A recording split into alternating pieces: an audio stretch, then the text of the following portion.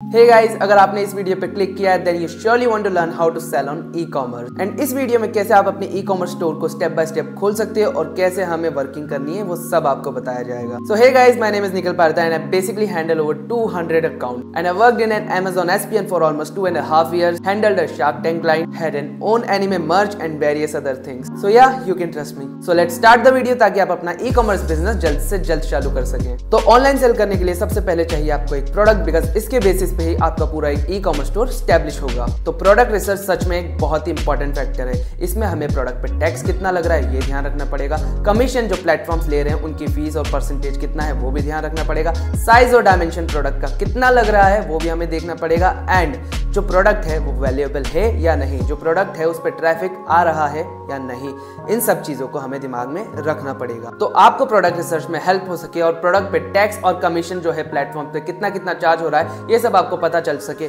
इसलिए मैंने अपने यूट्यूब के डिस्क्रिप्शन बॉक्स में एक PDF अटैच कर दी है, तो आप जाके उसे चेकआउट कर सकते हो। और टैक्स और कमीशन मैटर तो करता है, लेकिन इतना ज्यादा भी मैटर नहीं करता अगर आपकी उस प्रोडक्ट की सेलिंग ज्यादा हो रही है या आपको अच्छा खासा प्रॉफिट लाके दे रही है, बिकॉज प्लेटफॉर्म अगर ज्यादा कमीशन ले रहा है तो उस कैटेगरी का ट्रैफिक बहुत हाई होगा। एंड साइज और डायमेंशन का मैं रिकमेंड करता हूँ 500 से 1000 ग्राम के बीच में रखिए अगर आपका लो बजट है, बिकॉज इन्वेंट्री मैनेजमेंट में आपको दिक्कत आती है एंड इसके अलावा डिलीवरी चार्जेस भी थोड़े से ज्यादा लगते हैं। एंड बड़ा प्रोडक्ट हो तो हो सकता है आपको डैमेज ज्यादा हो और इसकी वजह से आपको लॉस फेस करना पड़े, एंड ज्यादा प्राइस होने की वजह से शिपमेंट लॉस्ट भी हो सकता है जिससे आपको और लॉस हो सकता है। इसका मतलब मैं ये नहीं बोल रहा कि साइज और डायमेंशन बड़े वाले प्रोडक्ट तुम रखो ही मत, हो सकता है वो तुम रख सकते हो तुम्हारे बजट के अकॉर्डिंग है, बट जो फैक्टर था वो मैंने आपको बताया। एंड ये प्रोडक्ट रिसर्च के साथ आप प्रोडक्ट परचेज करोगे इंडिया मार्ट के थ्रू, और आपको ये प्रोडक्ट अगर लोकली अवेलेबल हो जाता है तो बहुत ही बेटर है। इंडिया मार्ट से अगर आप परचेज करते हो तो कोशिश करो उनसे बार्गेनिंग करो। नेक्स्ट, जो तुम कैटेगरी चूज कर रहे हो उसमें ट्रैफिक है या नहीं। अब इसके लिए तुम Amazon या Flipkart पे जाके उस प्रोडक्ट को सर्च कर सकते हो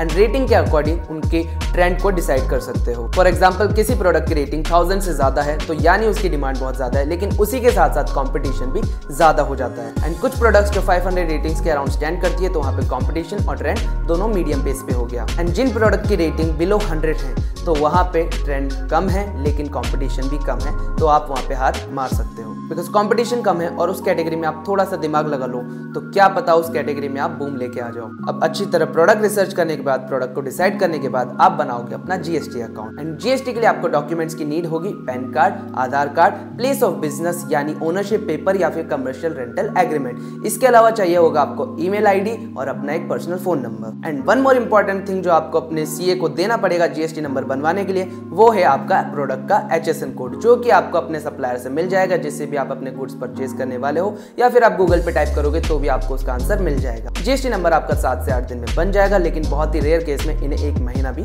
लग जाता है। अगर आपको अपना GST नंबर बनवाना है तो मैं नीचे डिस्क्रिप्शन बॉक्स में आपको एक नंबर प्रोवाइड करवा दूंगा, वहां पे आप कॉन्टैक्ट करके अपना GST नंबर बनवा सकते हो। एंड जब आपका GST नंबर बन के आ जाए फिर उसके बाद हम करेंगे अकाउंट क्रिएशन, यानी Amazon, Flipkart, मीशो पे अकाउंट ओपनिंग। तो अकाउंट ओपनिंग के रिगार्डिंग मैंने डिस्क्रिप्शन बॉक्स में वीडियो का लिंक प्रोवाइड कर दिया है, लेकिन फिर भी आपको हमारे थ्रू अकाउंट ओपन करवाना है और रेफरल बोनस क्लेम करना है वर्थ ऑफ ₹1500, तो आप डिस्क्रिप्शन बॉक्स के थ्रू नंबर पे हमारे कांटेक्ट कर सकते हैं। आपको हम account free of cost create करके देंगे। याद रखना, अगर आपके पास लो बजट है तो सिर्फ Amazon, Flipkart, मीशो पे ही अपना अकाउंट क्रिएट करो। शॉपिफाई या किसी अदर वेबसाइट बना के अपना प्रोडक्ट वहां पे लिस्ट मत करना, अदरवाइज वहां के चार्जेस अफोर्ड करते करते आपको बहुत ज्यादा प्रॉब्लम्स फेस करनी पड़ सकती है।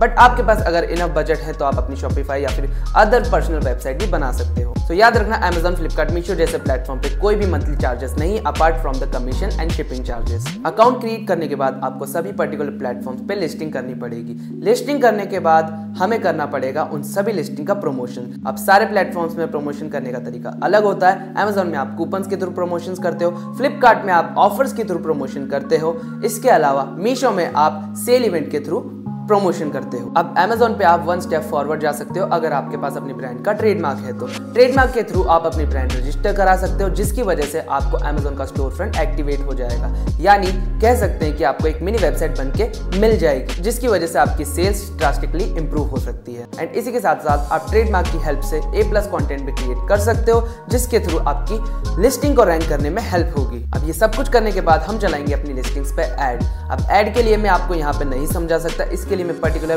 वीडियो बनाने की कोशिश करूंगा, तो उसको आप रेफर कर सकते हो। अब ध्यान रखना, अमेजोन पे हम अच्छे एड्स चलाएंगे, फ्लिपकार्ट पे हम अच्छे एड्स चलाएंगे, लेकिन मीशो पे हम एड्स बहुत ज्यादा ही कम चलाएंगे, बिकॉज मीशो के एड्स अच्छी तरह परफॉर्म नहीं करते हैं, या कह सकते हैं प्राइस लो होने की वजह से वो हमें इतनी अच्छी ROS नहीं प्रोवाइड करता। एंड अब मान लेते हैं आपका अकाउंट क्रिएट हो गया, लिस्टिंग क्रिएट होगी, प्रमोशन, एडवर्टाइजिंग सब कुछ हो गया, आप बस अपने फर्स्ट ऑर्डर का वेट कर रहे हैं एंड आपको इनिशियली फर्स्ट ऑर्डर आपका मिल भी जाता है। बट द प्रॉब्लम इज उसे अब आप डिस्पैच कैसे करोगे। तो ऑर्डर डिस्पैच करने के लिए आप पैकेजिंग जो है यूज कर सकते हो कुरियर बैग्स या फिर कार्डबोर्ड बॉक्सेस के थ्रू। एंड उसके ऊपर जो लेबल अफिक्स करने होते हैं आपको, वो होते हैं स्टिकर लेबल, एंड उस प्रिंटर का नाम जिससे वो लेबल क्रिएट होते हैं उसका नाम है TSCTE244। एंड इस प्रिंटर का लिंक भी मैं अपने डिस्क्रिप्शन बॉक्स में डाल दूंगा। इनिशियली आप नॉर्मल A4 पेपर के थ्रू लेबल प्रिंट कर सकते हो, लेकिन उसके बाद आपको जो पिकअप बॉय होता है वो फोर्स करेगा स्टिकर प्रिंटर यूज करने के लिए, यानी स्टिकर लेबल यूज करने के लिए। अब मान लेते हैं आपके ऑर्डर्स डिस्पैच हो चुके हैं एंड अब आपको एक अच्छी क्वांटिटी में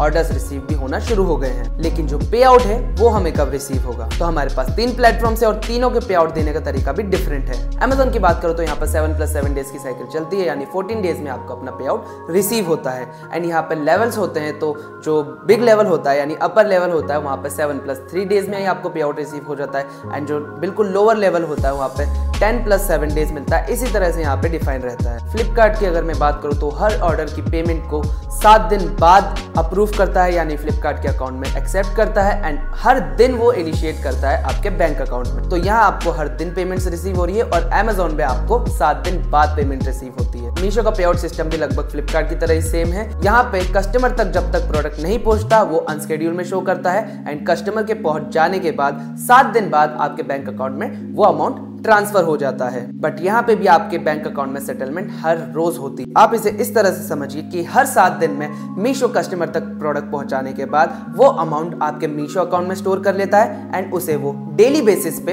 आपके बैंक अकाउंट में ट्रांसफर कर देता है। अब पे आउट मिलने के बाद उस पैसे को यूटिलाइज करिए अपने ही बिजनेस में एंड कोशिश करिए कि उन पे आउट्स के थ्रू आप अपने बिजनेस को ग्रो भी कर सके। And one more suggestion from my side, याद रखिए कि प्रोडक्ट में प्रॉफिट हमेशा एटलीस्ट 100 रुपीज रखिए, इससे कम कभी मत रखना, अदरवाइज आपको लॉस फेसेस करने पड़ सकते हैं। तो दिस इज इट, मैंने आपको बता दिया है कि आप अपना प्रोडक्ट रिसर्च कैसे करोगे, GST नंबर आप कैसे अप्लाई कर सकते हो, अकाउंट क्रिएशन, लिस्टिंग क्रिएशन, इसके अलावा आपके पे आउट्स एंड डिस्पैचिंग, ये सब मैंने आपको बता दिया है। तो कुछ इस तरह से आप अपना ई-कॉमर्स स्टोर ओपन कर सकते हो, but still there are many other factors to learn. तो इसीलिए बोल रहा हूँ कि चैनल को सब्सक्राइब कर लो ताकि अप टू डेट रहो, और मैं भी अपनी तरफ से पूरी कोशिश करूंगा कि आपकी ई-कॉमर्स जर्नी को शुरू करने में मेरी तरफ से पूरी हेल्प हो सके। So thank you so much. Video को लाइक करके अपने ई-कॉमर्स के दोस्तों में शेयर कर देना, and in spite of scrolling the reels मेरी वीडियो आके देख लेना, हो सकता है आपकी ई-कॉमर्स जर्नी शुरू करने में आपकी हेल्प हो जाए।